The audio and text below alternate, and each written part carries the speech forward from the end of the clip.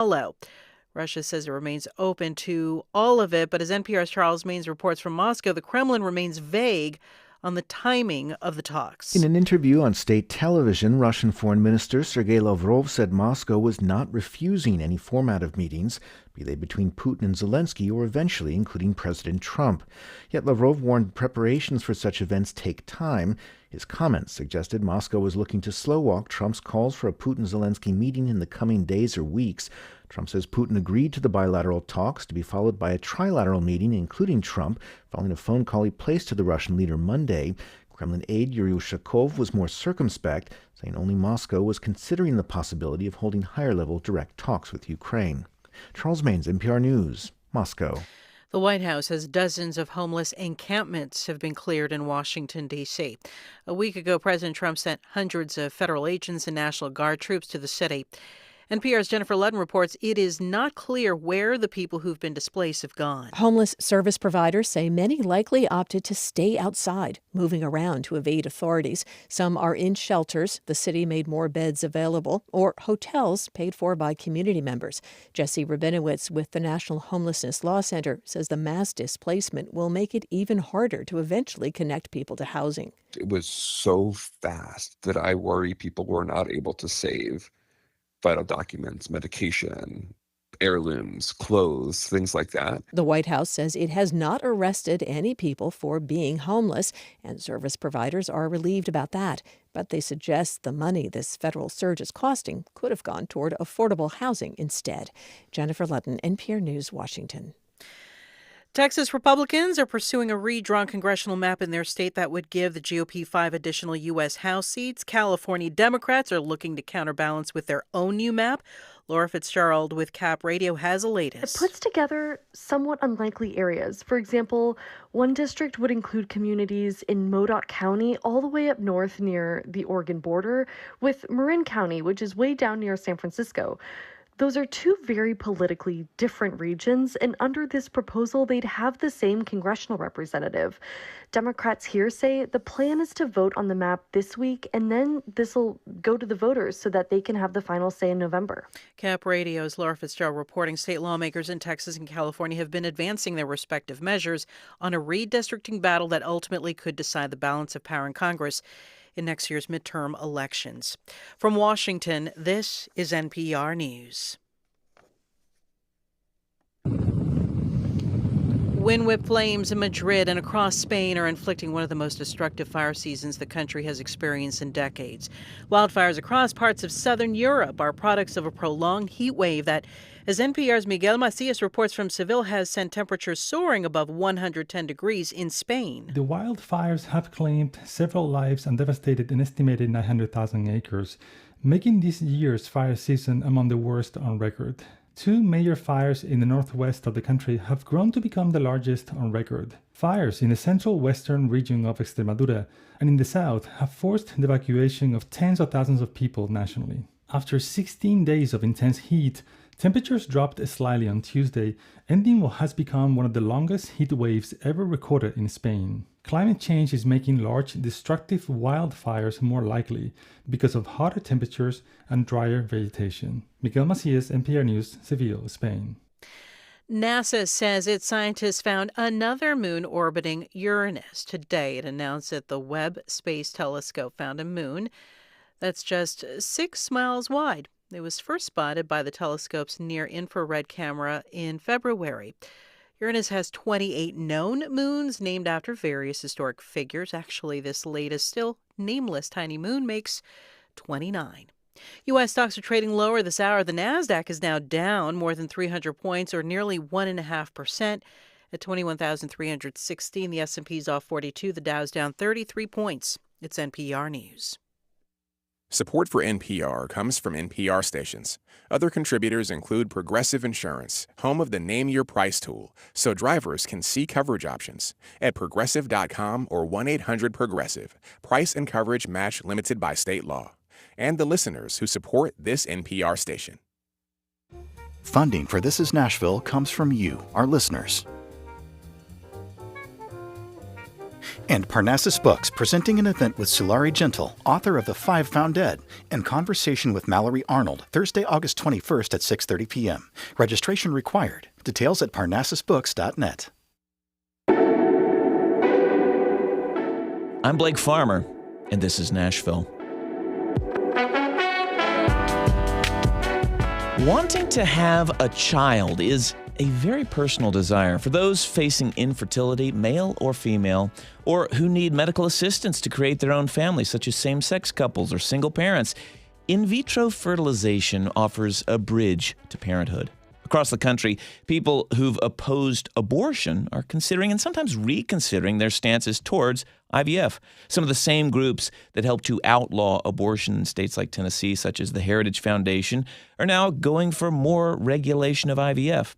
Now, President Trump issued an executive order early this year to drive down the cost of IVF and help increase the national birth rate at the same time. But the latest reports indicate the president may have backed off this as a priority. Outside of Washington, Alabama's state Supreme Court threw fertility clinics into a bit of chaos when it ruled that embryos created through IVF are considered children under state law, halting IVF in the state. Alabama later passed legislation seeking to offer a degree of protection for IVF providers, but many legal questions remain. In response, this spring, we're to Tennessee. Tennessee became the first state in the South to pass legislation to specifically protect IVF. It's called the Fertility Treatment and Contraceptive Protection Act. And even though it was sponsored by Republicans, GOP lawmakers nearly derailed it on the floor of the state house. One of the central issues has to do with embryos. State Representative Gino Bolso, who is now running for Congress, was one of the most vocal critics. We, in our law, very clearly define an embryo to be a person, to be an unborn child. Yet this bill creates a statutory right to create and destroy human embryos without limitation of any kind. We'll talk about it more this hour, but IVF necessarily fertilizes embryos outside the body, and often there are leftover embryos that are either donated or destroyed. If you were to concede that you could kill an embryo, then you have given up any scientific argument to outlawing abortion at any further portion of a pregnancy. And here you have the rub for anti-abortion lawmakers, even though fertility treatment is about creating human life. The legislation was sponsored by two Republican women. State Representative Iris Rutter of Winchester had to stand there and defend her bill from her fellow Republicans. We don't allow elective abortions in Tennessee. We are pro-life. Yes, we are conservatives. But to me, this is a bill about life. It brings life into the world. It gives families the right to access IVF. It gives families the opportunity to plan their families through contraceptives. That's all this bill does. And that bill ultimately passed, but only because Democrats also supported it. Of the 99 House members, 45 Republicans either voted no or decided not to vote. We'll talk a little bit about the politics of fertility treatment today, but mostly in this moment, we want to get to know the process and the people who provide the care and receive it. Joining us to share her expertise and perspectives is Dr. Abby Eblen from the Nashville Fertility Center. Dr. Eblen is a double board-certified OBGYN and reproductive endocrinologist.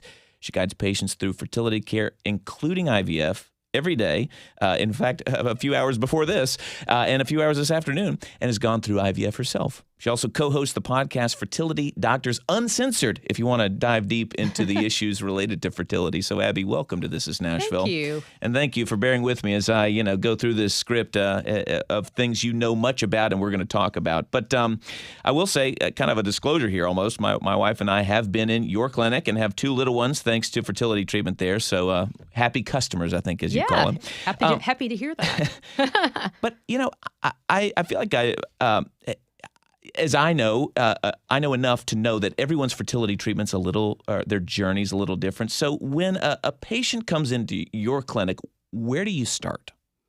So the very first thing that we do is we really try to identify what the problem is. And so, we want to look at the female partner, see if her fallopian tubes are open. We want to make sure she has a good egg number. We also want to make sure the male partner produces sperm. And as long as she has open tubes and he has sperm and he has an egg, or she has an egg, then a lot of times we'll even try some treatments before IVF. In fact, for most patients, we do that. A procedure where we take, sperm and put it up inside the uterine cavity at the right time in the patient's cycle. If that doesn't work, or if, say, we find out that the male partner has a really low sperm count, regardless of his age, or the female partner has blocked fallopian tubes or doesn't have any fallopian tubes, regardless of the age, those are patients that would probably go directly to in vitro fertilization. Mm-hmm. So how of folks who come in, how often are patients going to IVF? I mean, is that half the patients? Do folks is it a trajectory toward IVF? Can you give me a rough ballpark? Well, it's a good question. I think there's more people now that tend to go more directly to IVF because the good news is a lot of jumbo corporations like Walmart, Starbucks, Tractor Supply have started covering the cost of IVF. So we're seeing a record number of people now going through IVF. It depends on finances a lot. It also depends on the age of the patient. And so it's really hard to come up with a specific number of how many patients would go through. But, I would say probably 20 to 30% at least, if not more, ultimately. And why would they go straight there? Is that because you don't want to waste time on things that are less certain? Correct.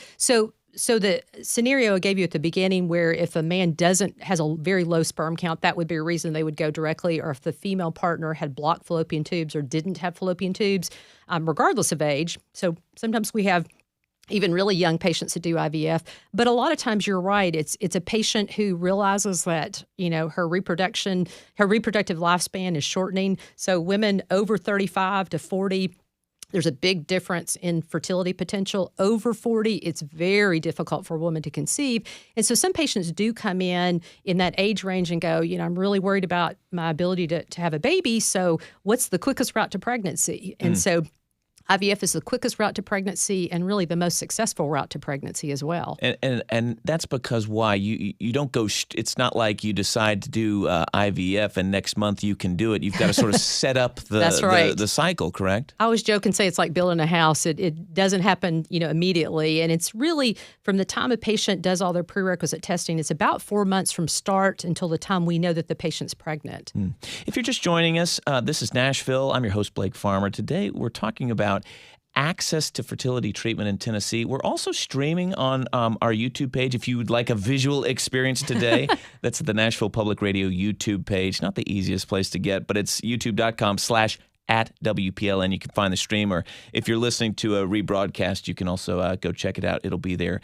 What are some of the reasons people choose not to pursue IVF, besides maybe the cost? Well, the cost is probably the number one reason. Why? Because most people are paying out of pocket?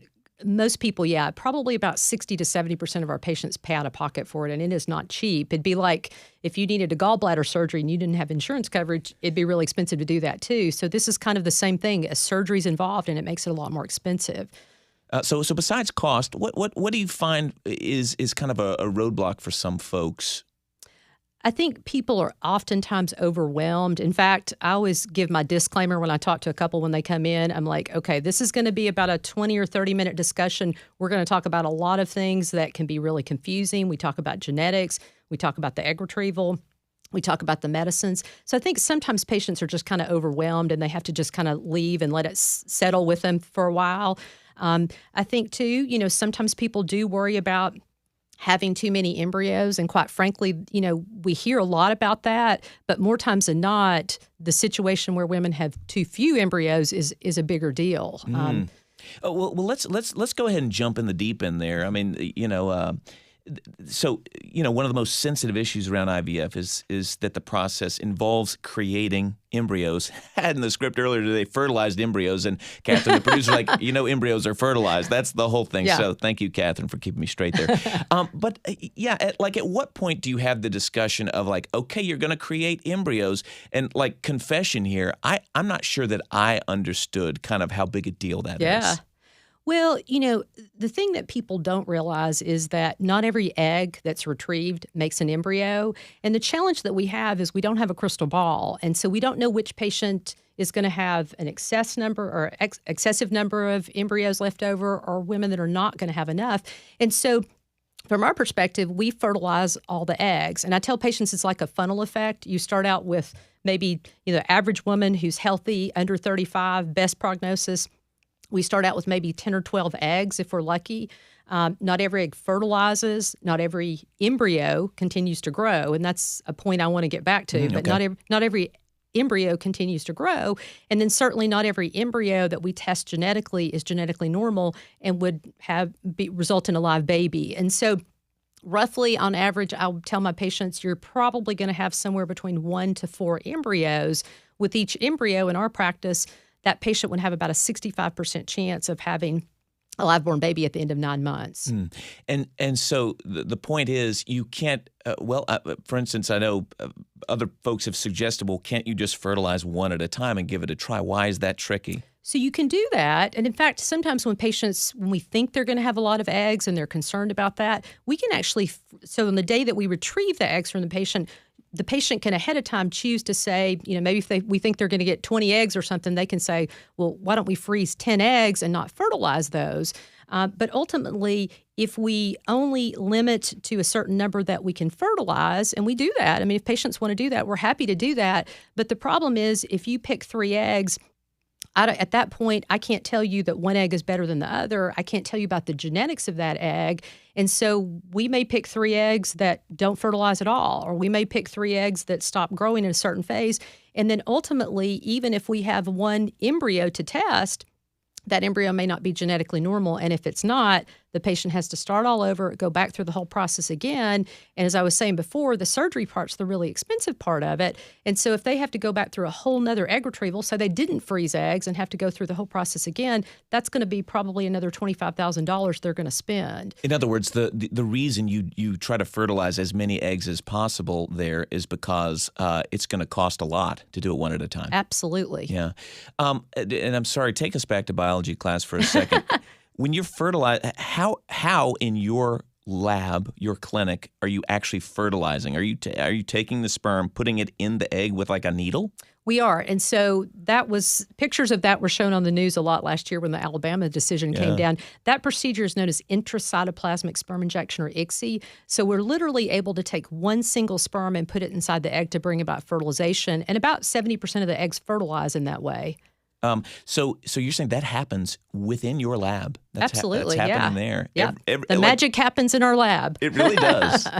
Well, that we heard some sound from a state representative at the top of the show talking about human life, and they're talking about fertilized embryos essentially, and people hold different views on embryos, but and what legal status they should have. But some politicians say that an embryo is an unborn child, but your clinic would have embryos that are like in freezers there. Are they talking about the same thing that you have there in your Petri dish? They are. I think what people maybe don't understand as well is the process that happens in our lab. When we take, 6 or 8 eggs and we fertilize those, we know that not every one of even those fertilized embryos are going to continue to grow. That's a process that goes on in the female human body all the time. It's just we don't have a window into the human body to be able to see that. And so the concern is for personhood bills, which I think is kind of what you're talking about.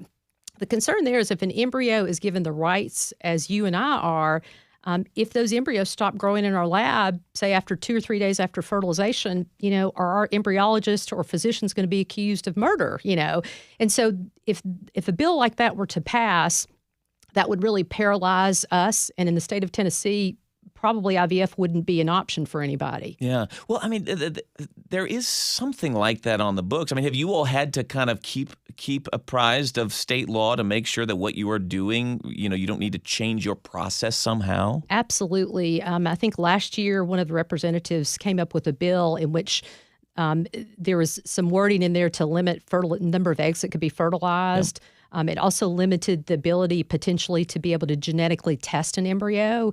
And the reason for genetic testing is because we're able to identify the embryos that are going to be the most successful. It decreases the risk of miscarriage in women. And also, we have patients who unfortunately have babies that are born with very severe disabilities that result in severe disease or disability in the first 2 years of life. And so we see a lot of couples that come to us that after they've had a child like that, an experience like that, they don't want to put another child through that. And so they come to us and ask us to test the embryos genetically for whatever that condition is that they carry. that could be then passed to another child so that they don't have another affected child. And those things would all be impacted if a bill like that passed. And are you all ever, is implanting the right word? The embryos, like more than you even want? That you would then reduce embryos during the, during gestation? The really big benefit, and I've seen this over the course of my career, because when I started out, we didn't do genetic testing, but the huge benefit now is when a woman comes in and she wants to transfer an embryo, we only transfer one embryo at a time. We never do anything more than that. And so the benefit of that is it gives her the best chance for having a single healthy pregnancy. And we know women do much better when they have a single pregnancy as opposed to twins or triplets. Right. Well, as a physician, what do you think are some of the most common misconceptions about this process, especially as it sort of gets debated, in state law? Well, I think from my personal perspective, everyone in my office, we all went into this because we want to help couples have families. We're pro-family, pro-family, pro-family, and that's why we did this. And I think it would be devastating to our community if we weren't able to perform IVF anymore. I think there's probably plenty of people that are one degree removed of having a baby or from IVF. They have a grandchild, a child. And so I think it would be really devastating to even very young couples that can't have babies any other way if we were not able to do this anymore. And we'll hear some of those stories in the segment coming up from families who've been through it. One last thing, though, even like nearby Louisiana has a law, I guess, dealing with the disposal of embryos, and one could imagine, states obviously kind of look at other like-minded states on what to do, but I don't know what kind of effect that has had. I think I read that it sounds like a lot of the clinics, they still have IVF there, and the clinics, I think, just store the embryos in other states to protect themselves. But would there be a reason for Tennessee patients, at this point, to store their embryos out of state because of some of the questions lingering around this? Well, that's a good question. That's probably more of a legal question than a medical question, because embryos, I understand, and I'm not an attorney, but in the state of Tennessee, I understand that they're looked upon as property. So in our clinic, we can't make any call about what the disposition of embryos. That's made by the couple. We do have the capability. We have a storage facility well before this law came in Las Vegas. So our embryos can go to Las Vegas. But certainly there's a concern about the disposition of embryos if, a bill like that passed. Yeah. Well, we have much more to get at this hour, but it's time to take our first break. Abby, thank you for being here. Yeah, thank you. Dr. Abby Eblen is a double board-certified physician with Nashville Fertility Center, also co-host of the podcast Fertility Doctors Uncensored, and I believe a book that's coming out here sometime soon, I have a book coming out September 23rd about IVF for patients. It's called the IVF Blueprint. All right. Well, we'll be looking out for it. We'll take a short break. When we return, we'll speak with families who've pursued IVF treatment here in Middle Tennessee. So stay with us. This is Nashville.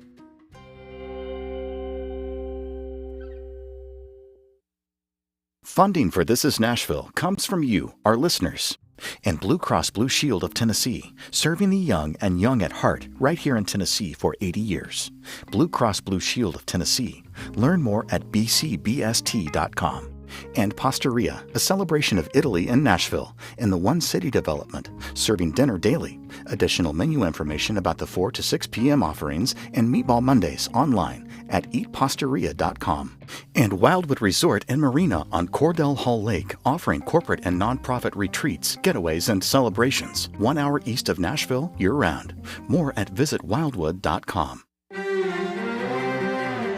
In South Africa, brewing beer was once considered women's work. Now there's a brewer trying to revive that tradition. Women across wanting to re-own that space and starting to celebrate who we are as women and who we are as brewers. Hear all about the first brewery in South Africa owned by a black woman next time on The World. This afternoon at 2 on 90.3 WPLN News.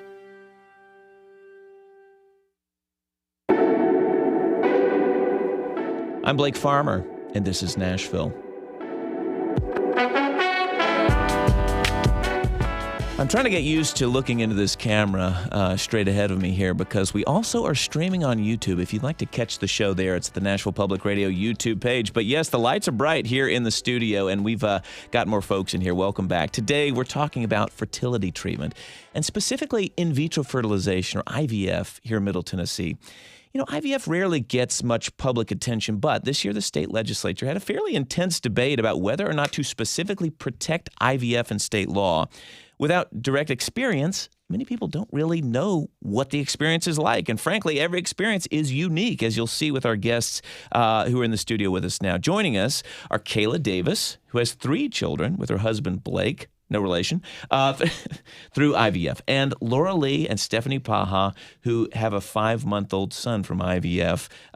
Again, we're streaming on YouTube. If you'd like to check in on us, we're at Nashville Public Radio's YouTube page. But Calea, Laura Lee, Stephanie, welcome to This Is Nashville. Thanks for having us. Yeah, thank you.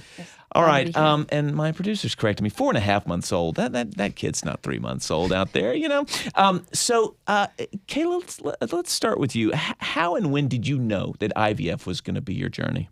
Yeah, so my husband, Blake, no relation, right. He has a condition called cystic fibrosis, which is a genetic condition that he was born with, so he's always known that he has it. Yeah. But on our 3rd date, you know, he felt like, okay, maybe I don't bring this up right away, but after 4 dates, maybe it's too late. So he had this rule that on the 3rd date, he was like, by the way, I have a genetic condition and I cannot naturally have kids. So we would have to try IVF if we were going to have children. So that was when I knew right from the very beginning of dating that was going to be a part of our story. Yeah. And were you familiar with what that would take or how feasible that would be? Not really. But, you know, at the end of the day, I told him, you know, I am committing to you and to being with you and not the possibility of having children. So if this works out, awesome. You know, if we have that journey together and we have children, wonderful. And if it doesn't, you know, we will have a meaningful life anyway. Wow. Well, that's a heavy 3rd date. I'll tell you that.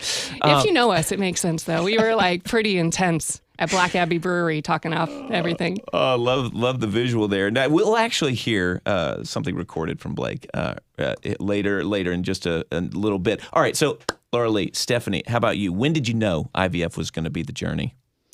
Well, early in our relationship, we knew we wanted to have kids. Yeah. And obviously, being a lesbian couple, we knew that we were going to need help to make that happen. But we actually started the fertility process going through IUI, the intrauterine insemination. Thank you. And we're here to help each other with the big words. I appreciate that. I totally blanked. Still have a little bit of pregnancy brain. And we actually got pregnant on our 2nd attempt with IUI, but unfortunately I had a miscarriage. But that gave us a lot of hope that we would be able to get pregnant that way. So we kept trying, and we actually went through almost a whole year of trying IUI. We did 8 rounds. Wow. Which just for, and this came up earlier with Dr. Eblen, her point about why people kind of sometimes jump the line to IVF because like, it's not like IUIs are free or even cheap. Yes. And we realized that we had spent a lot of time and a lot of money on those attempts, and it just seemed much, I don't want to say easier, but obviously a much higher possibility that we'd get pregnant through IVF. So we kind of called it quits after those 8 attempts. And in the beginning of 2024, we started IVF. Wow. And it was successful. Yes. And you have evidence. In fact, the evidence is hanging out with one of our producers at Dr. Eblen outside Mary. Landon. Well, you know, it's a bummer that he's not in here, you know, making cute sounds. But I think it's probably for the best. So let's. I wonder what was the challenge there with all the. I mean, you kind of gloss over 8 rounds and then the IVF, but I'm guessing this was a year full of some heartache. Yeah, a lot. Yeah, I mean, miscarriages. I lost my mom at 33 years old, which was incredibly difficult, but I would put miscarriage right up there with losing a parent because it's just such an emotional roller coaster. You are so incredibly excited, happy, full of joy that you've gotten pregnant, and just like that, it's taken away from you and you don't know if it's ever going to happen again. So yeah, I mean, that whole year was filled with a lot of highs and a lot of lows. And Stephanie, what about, kind of as the supportive partner? Well, I was going to say I was really mad because I was like, we got spoiled by it working on the second try. That made us be like, oh, well, if it was that easy, this is going to work again. So that's why we kept trying. And I'm also very impatient. And so when I heard how long IVF takes, I was like, well, maybe just one more month of IUI. Because you can kind of do it every month almost, right? If your body cooperates. Yeah, pretty much how it was. So we just kept doing that month after month until finally, we called it. It was between us, and then our doctor was like, look, like you can do this as much as you want, but practically it's probably going to be much more successful and faster if you pursue IVF.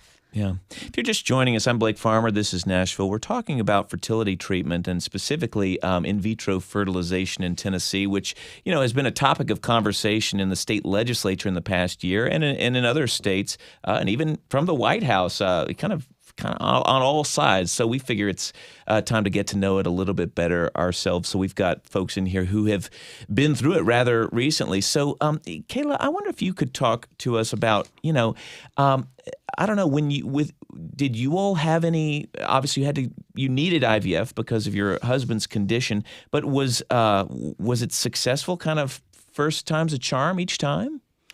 Yeah, we had kind of a unique situation where IVF was our Hail Mary. So we went in and we started at the end of the road. We're like, is it going to work or it's not going to work? So because we knew what the issue was kind of up front, men with CF are usually born without a Van Deffen tube.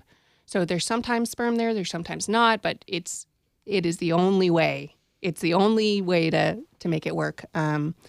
We did our transfers went really well. So we were really, really fortunate. We did do the genetic testing to see if they were viable, our embryos, and we were really lucky.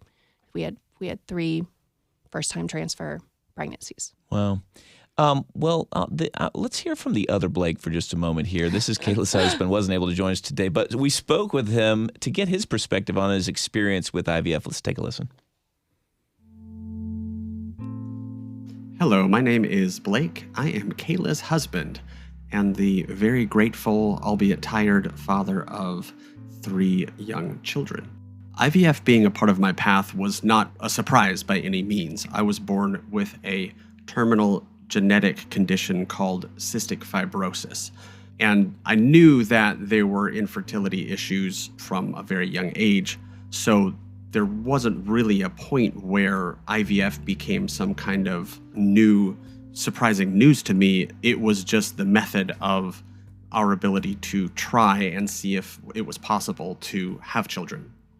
Our experience with IVF has been humbling and filled with gratitude. We knew that this was sort of a Hail Mary. There was really no other option for us. The most surprising part to me is that it worked. And it worked on the first try for us, which is so rare, and I feel very blessed. The most challenging part for me was watching my wife go through these procedures and doing shots and all of the necessary steps that it takes. But there was never any shame or frustration expressed from her, and I greatly appreciate that because she knows this wasn't my choice to have cystic fibrosis. It didn't matter that I am the one whose body has the condition that required us to go through IVF. It just showed me such a strength and makes me feel so grateful that she has continually chosen me. To any man facing infertility issues, and really to any woman, I would say, you're not broken and you're not alone. There is no shame in having some kind of medical condition or genetic disposition that means that you have to go through a different pathway. You didn't get to choose the cards you were given, but you get to choose how you're going to play them. And I would say blame has no space in a family. Blame does not build families. Presence does. Partnership does. So be present, be a partner, no matter which side you're on. So if you are listening to this, wherever you are in your journey, I just pray a blessing over you that you may find good people, you may find gentle care, and you may find hope in whatever the outcome is, that you are able to look back and know that the team who was around you, the community who was around you, the Tennesseans who were around you were there, were neighbors, and that you were not alone. That's Kayla's husband, Blake. Is your Blake always so encouraging? Yeah. Is that kind of his, yeah, that's his I mean, gift? you can see why I kind of married him, right? Have you all shared this experience with others? I mean, you know, I don't think that I realize, I know I'm certain I didn't realize how common different levels of infertility issues are until going through it myself. And you realize like, oh, this is not common. It's like 1 in 6 couples are dealing with something. Do you find yourselves sharing some of your story just to help people understand like, no, there's other ways? Yeah, I think we're a pretty open book about most health-related things because I feel like with cystic fibrosis, that's obviously a huge part of our story. But with infertility, we found that so many people experience it and don't discuss it. Like it's just hidden. I was at a Bible study last year and we had 8 girls at our table, 8 women, and half had either had a miscarriage or were struggling with infertility at my table. And it was just eye-opening to be like, this is something that more people need to talk about and more people need support around and more people need to hear. You're not alone in this, you know? Yeah. Well, let me talk, you know, Laura Lee, for instance, when you all were going through your process, at what point did you all start having the discussion of like embryos that would be created that you may or may not use and having excess? Do you recall kind of when you understood what that really would mean for you all? Yes. So when I went through IVF, we only had 2 embryos and our first transfer failed.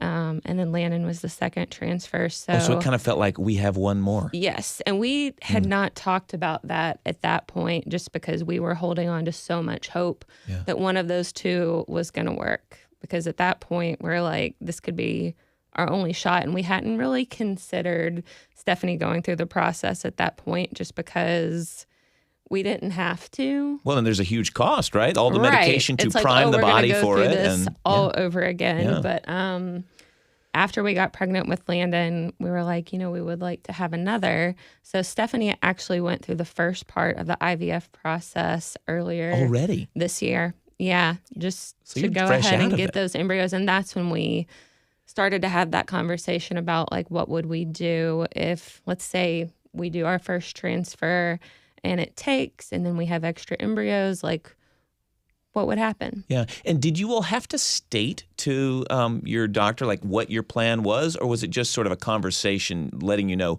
you'll need to make a decision at some point what you do with those? Stephanie, go ahead. I'm not even sure we talked about it with the doctor. I just... it was just between the two. Yeah, it was just between us. Well, what...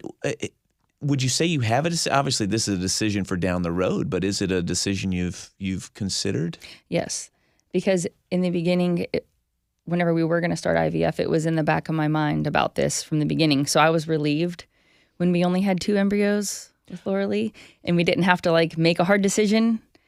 And now with our situation, but we talked about it. I've thought about it a lot, and we will, if we have extra, we will donate them to a family in need who needs health, because they're, you know, healthy, viable, good embryos, you know, with all the genetic testing done. So I could not just waste that there's so many people out there who would, you know, die for that embryo. I know. And I can't do that. Yeah. So and you want to think like if they're going to that much trouble to go through this process and they would want to adopt an embryo, you have to believe that they're going to be really loving parents. Oh, yeah, no kidding. Yeah. But though of your children, you know? Yeah. They're yours. I mean, they're genetically your kids. Yeah. I know. Wow. I mean, that's going to be one lucky family. Kayla, how about for you? Did you all have extras that you've had to decide what to do with? Yeah, we did have some extras. We were very fortunate in the whole process. We haven't decided yet. You know, we're going to wait until our kids get a little older. We're looking at all the different options. Do we donate them to a family in need? Do we donate them to science? Do we just dispose of them. I've always kind of seen it as like, this is my analogy of like making cookies. I don't know. And you have all the ingredients to make the cookie in a bowl, and you put it in the fridge and you save it for later. And then when you're ready to make cookies, you put them in the oven, and then you get your cookie baby, right? I was not expecting a cookie I know. analogy It's a here. very, I like it's it. a very loose analogy. So obviously we poured so much love and time and pain and hope into those potential embryos, and we don't want to make that decision lightly. We might talk to some genetic counselors. We might, we'll pray about it. We might talk to a pastor about it. We're gonna cross that road a little bit later when we feel settled and ready to do that. Yeah, and what of this? I mean, these something that didn't dawn on me until we were going through it. What my wife and I was that these are your full children, you and your husband. These are like they have brothers and sisters who will be walking around this planet if they go to someone else, which honestly had not dawned on me until. It wasn't even the beginning of the process. It was late into it. What does that feel like to think, we could donate, but they would be our kids out there? Yeah, it's wild. So I've done some deep dives into this as we're kind of looking forward. There are Facebook groups and advocacy groups that are advocating for more of an open adoption. So the children that are born out of these donated embryos, they know that they have genetic siblings, and you have a relationship, kind of like a cousin-based relationship with them. There's a lot of different viewpoints on that. It's very interesting. Because there's really no hiding now that you've got genetic trees that you can just spit in a tube and figure out your DNA. And you'd want to, I think it's just always better to have those conversations to say, we're not hiding anything. This is an incredible miracle of how you were created. And we're so grateful that you're here. And this is a part of your story. And we want to celebrate that part of your story, even though it doesn't look like everybody else's story. So how can we facilitate that? So I think something that Blake and I are really discussing is that's a huge commitment on our part to be willing to be that biological donor in that child's life forever. You always have access to us. If you ever want to ask about the color of your eyes, if you ever want to ask about, you're going to be a carrier for cystic fibrosis. So what is that going to look like down the line for you? We want to be that resource for them. So we want to always look down the road and count the cost of what that would look like in our life before we make decisions like that. We want to really feel the weight of it. So I can see why you'd want to sit with that decision for a moment. Laura Lee, wrap us up here. How has going through IVF changed the way you think of fertility treatment? Has it? Absolutely. I don't think that I thought too much about it in general before we went through it ourselves. And now I consider myself to be a huge advocate. And just we've connected with so many other couples who are going through the process too. And to me, it feels really special to have gone through it and to be able to be somebody who they can use as a resource and support. So yeah, I mean, I went from being very indifferent to being very supportive about the whole process.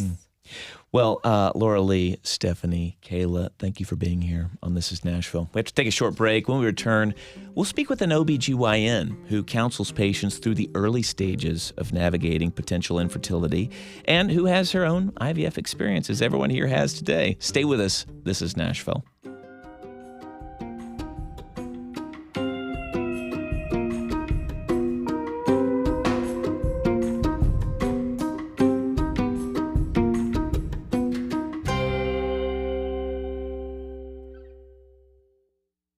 Funding for This Is Nashville comes from you, our listeners, and Community Foundation of Middle Tennessee, working to help donors make more possible through the power of community giving.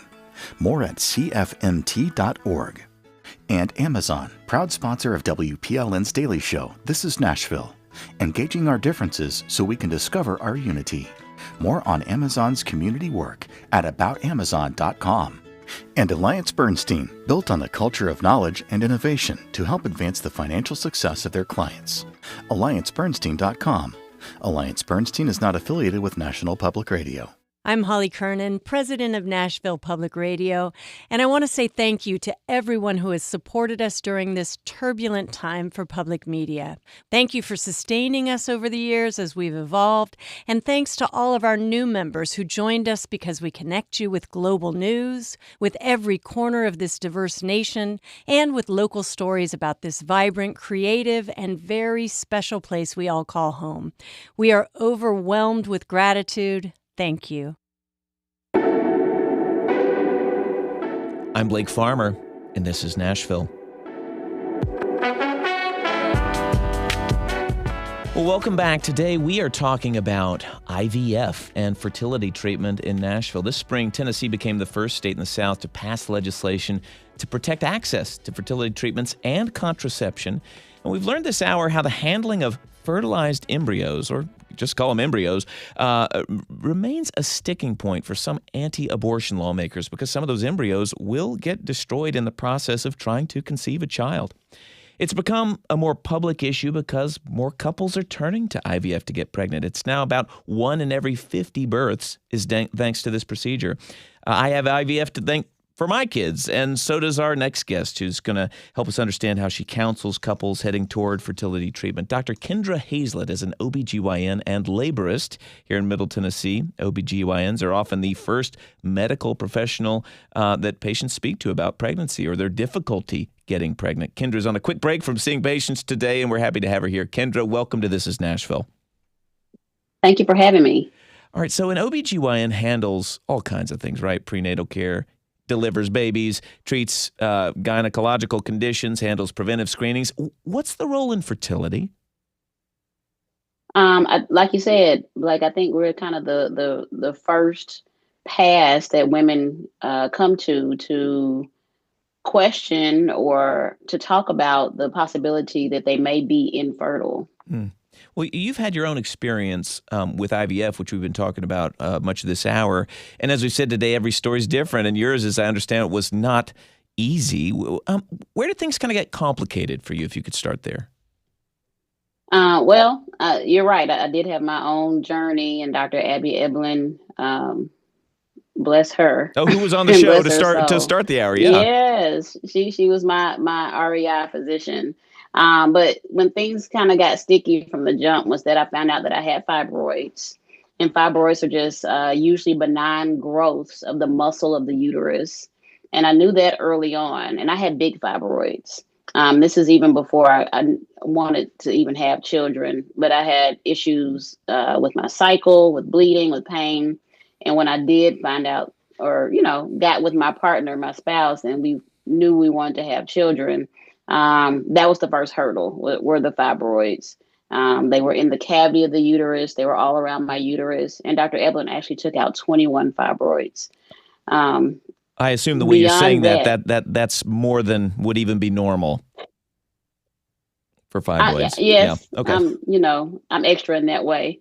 But okay. Beyond that, I was older in age. I was advanced maternal age, and my egg count was low. And that was a huge hurdle. And beyond that, even after my fibroid surgery, we found that my tubes were blocked. So I had, the 3 biggest hurdles that women can have is the tubular portion, the uterine portion, which is where the baby grows, as well as the ovarian side where my egg count was low. So you're saying that as you approach fertility treatment, your question in the back of your head is this even possible with me? That was the big question. And I'll be transparent in that I went to one REI physician, and he straight out told me on my very first time visiting him after I had lab work done that I would never have my own children. Wow. He told me that. Wow. And that was big for me, even as a physician. And I know the risk, but I'm a faith-based woman and a God-fearing woman. And so I went for a second opinion, and Dr. Eblen was my second opinion. Well, was it also, was it somehow dangerous to do this because of all that you had going on? Nope. I didn't think it was dangerous, and again, that's why you get a second opinion.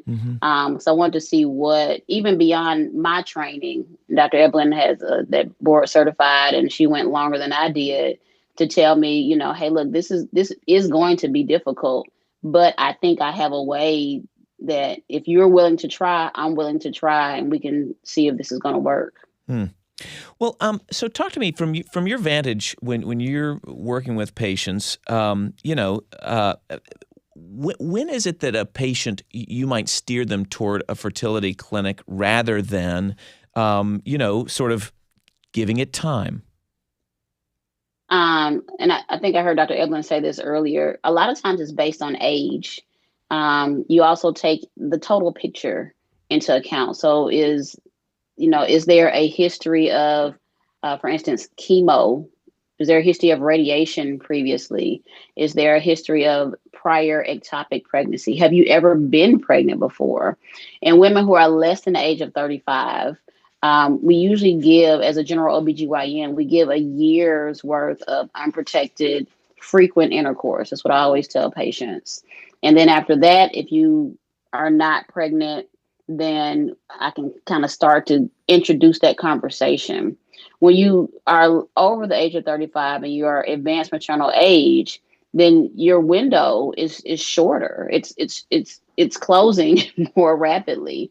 So then you give a 6-month time period. And then after that, then again, we need to kind of really be thinking about what the next steps are beyond the general OBGYN. Do you find that your patients are often in more of a hurry than they need to be, as in, like, they say, we've been trying for 3 months and it just hasn't happened, or that they don't realize that at some point in life the clock is ticking?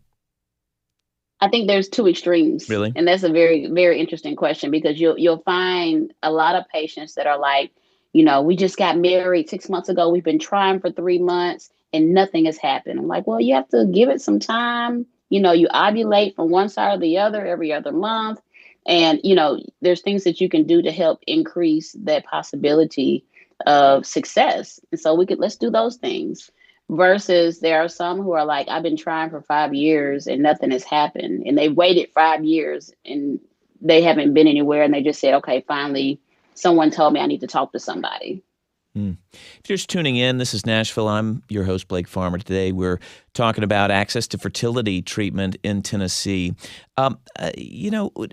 Tennessee doesn't require insurance coverage for IVF, and most states don't at this point. But so for patients of yours who can't afford it and are they're talking to their OBGYN, what do you tell them? I tell them it's hard. I say, get what you can get done that's covered. So, I can, as a general OBGYN, I can draw your AMH, which is your anti-Mullerian hormone level, that lets me know what your ovarian reserve is, and that can be covered. Also, I can order, a specific type of ultrasound that can show whether or not your tubes are open. I can get that done and we can get that covered. I can code it in a way that we can hopefully get that covered for you. So those little things that we can do on my end before you go to the reproductive endocrinology and infertility physician or provider, we try to do that part first. And then if we still are unsuccessful, then I think we need to kind of move towards the specialist. Kind of switching gears just a moment here before we wrap up. When the Tennessee legislature voted narrowly to protect IVF this year, they were also voting to protect contraception, and that even included the morning after pill, which often gets lumped into the abortion debate and such. Do you feel like contraceptive options are adequately protected here at this point? With the new bill, I think now they are. I mean, people have to realize that we need birth control. We need contraception. That choice and that option has to be out there, because just like we have women who are unable to become pregnant, we have women who are very fertile, and there is the option to not want to be pregnant anymore, and they should be afforded that option. And then women who sometimes outside of their own vices have other things that are going on psychologically, psychiatrically, socially, and emotionally, and who cannot take care of their children. And so then you start to think about the snowball effect beyond, me personally take care of my own children. When I cannot do so, where does that leave the children in the system? Where does that leave the burden of, adoption, childcare, two sides of the same coin, I guess. As we wrap up this conversation, we've heard a lot about IVF this hour, and while more couples are needing this kind of intervention to get pregnant, it won't be the story for most couples. So I wonder, as someone who's gone through it, who has patients who do, what would you say to listeners who just may not be entirely comfortable with how fertility treatment or even contraception is being used? I always tell my patients, if it's for you, it's for you. If this is something that you really want, then, you will make a way, and whatever your higher power is will make a way. And like I said, in my situation, I had all those hurdles. We ended up with one healthy embryo, and now I have 5-year-old identical twins. Wow. So that you want to just be able to have the option. I think that, we do need more legislation around it or more coverage. I think that'd be great, because it is a very expensive process. But beyond that, either you want to do it or you don't. If you don't believe in it, if you think that you don't want to do it, I think that's your personal opinion, and you're entitled to that opinion. But there are some women and some couples who deserve to be able to have children. And sometimes for one reason or another, they can't. And I think that this is something that we have available and have the expertise as well as the technology to do so, and to do it successfully and safely. Well, Kendra, thank you for taking a moment between patients to be here. Dr. Kendra Hazlett is an OBGYN at Centennial Women's Hospital. Thanks for joining us on This Is Nashville. Thank you. Well, thank you for tuning in this hour. This Is Nashville is a production of Nashville Public Radio. Today's episode was produced by Catherine Ruppeld. It was directed by Tasha A.F. Lindley. Our board operator is Liv Lombardi. The masterminds behind that theme music you hear are LaRange and Namir Blade. You can listen back at thisisnashville.org or wherever you get good podcasts. You can also simply ask a smart speaker to play the latest episode of This Is Nashville. Dare you to try it. Conversation doesn't have to end here. You can comment, tell us what you want to hear on the show by leaving us a message. We listen to all of them at 615-751-2500. You can also find us on Blue Sky and Instagram and X at This Is Nashville. This is Nashville. I'm Blake Farmer. Go in peace.